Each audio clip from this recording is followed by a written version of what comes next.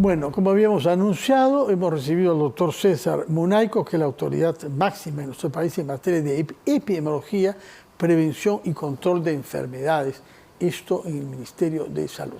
Hemos vuelto a ver al doctor Tedros Adhanom, director general de la OMS de origen etíope, me parece con un nombre complicado de retener, quien durante la pandemia es el que nos daba las directivas y las decisiones que la Organización Mundial de la Salud establecía. Y esto nos facilitó verlo y escucharlo durante casi 4 años. Ha vuelto a tomar la palabra para anunciar una alerta internacional, en esta oportunidad no por una infección nacida en China, como fue el caso del COVID, sino en el África, específicamente en Ruanda, que es un país conocido por sus selvas y por la vida salvaje, por la vida animal que tiene en sus selvas. Y la alerta internacional tiene que ver con una enfermedad que ya conocemos en el Perú, que se llamaba viruela del mono, el nombre no es muy científico y es estigmatizante, razón por la cual se le suele llamar Mpox. Mpox, hay que retener cuando aparezca Mpox, que sepa uno que es esa enfermedad. En primer lugar, ¿qué sabemos sobre el tipo de virus que está actuando en este caso? ¿Qué experiencia tenemos nosotros en el Perú con esta enfermedad que ya tuvimos el año 22, cuando produjo 20 muertos? ¿Qué nos puede decir de lo que sabemos actualmente sobre lo que ha dicho el director de la OMS? Así es, ¿no? El director de la OMS ha declarado una emergencia de salud pública internacional que se traduce básicamente en que tenemos una enfermedad que está diseminándose por varios países, ¿no? Empezó en la República Democrática del Congo y se ha diseminado a varios países del África, y hasta el momento que anunció el doctor Tedros esta emergencia no había ningún caso fuera de África, ¿no? Y ahora ya tenemos un caso en Suecia. Entonces el riesgo es alto de que pueda salir de África y comprometer a otros países, ¿no? Y esto puede ser un ruandés o un congolés. Ahora se llama Congo, ¿no? La República Democrática, un enorme país. Así es. Con una población gigantesca, alguien que haya viajado a Suecia o viceversa, algún sueco. Hay muchas agencias humanitarias suecas en el África que han estado ahí y se haya contagiado. El contagio es por contacto estrecho con personas y por la vía sexual también. Así es, ¿no? El contagio principalmente es durante la relación sexual, ¿no? Y también por contacto directo con las lesiones.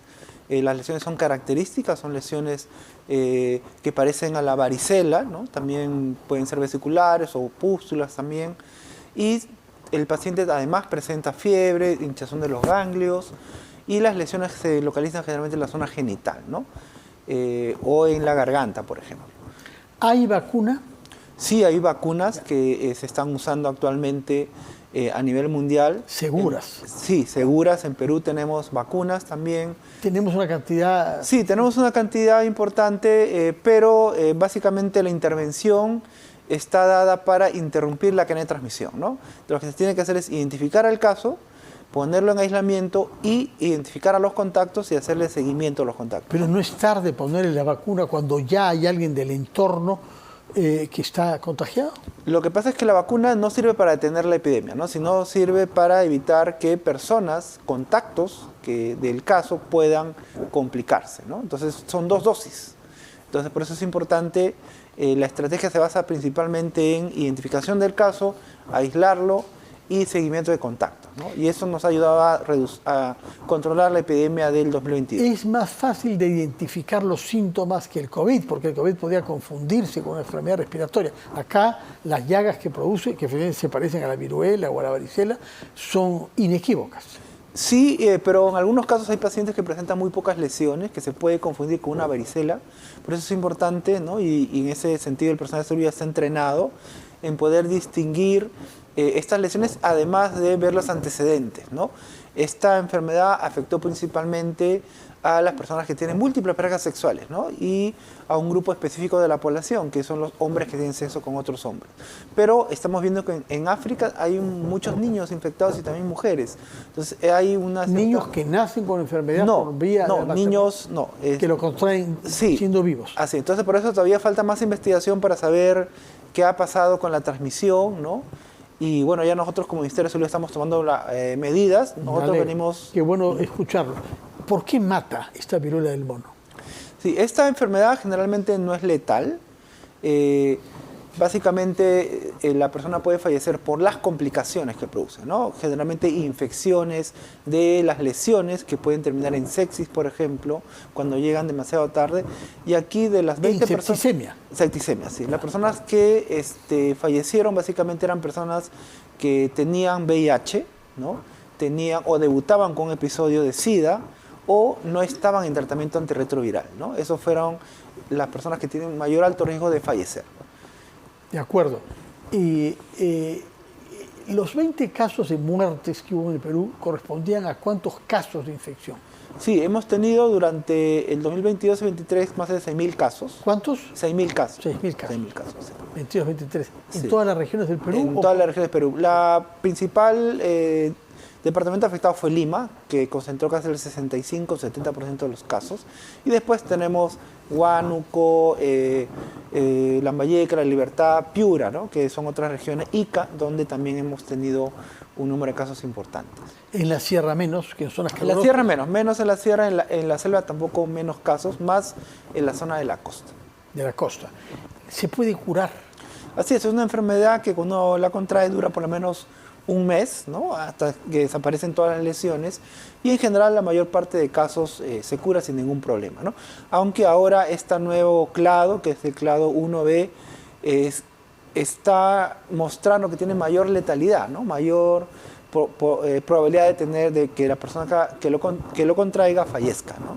Entonces por eso ya estamos trabajando con todos los servicios de salud para que puedan hacer un cuidado apropiado y un seguimiento apropiado a todos los pacientes. En el caso de los que contrajeron la enfermedad hace 2 años en el Perú y los que murieron, naturalmente, los 20, ¿se llegó a establecer cuál era la fuente del contagio?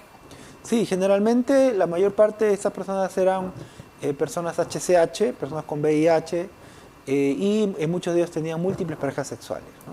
Bueno, tenemos vacunas en todo caso, sabemos curar esta enfermedad, falta prevenir a la población de, en primer lugar, abstenerse de exponerse al riesgo con relaciones sexuales con alguien que no conoce uno bien, por una parte, y por otra parte reaccionar ante los primeros síntomas, que son granos que se van infectando y van creciendo, ¿no? Como la viruela. De manera que atención de cada uno no solamente pone en riesgo su vida, sino la vida de las personas que están en contacto estrecho con nosotros, que estemos infectados. En todo caso, doctor Munaykos, qué bueno saber que está usted a la cabeza de este centro de prevención y de epidemiología, y que vendrá acá, por favor, cada vez que sea necesario explicarnos cosas sobre algo que es una alerta sanitaria, recordémoslo, internacional. Muchas gracias por su sintonía. Gracias a usted, doctor, por su presencia. Que tengan buenas noches. Quédense con nosotros en RPP. Ya está lista Maritza Manuela Sáenz, para presentarnos las noticias. Por mi parte, tendré el gusto de dirigirme a ustedes mañana por la noche a las 7, siempre en Las Cosas Como Son. Muy buenas noches.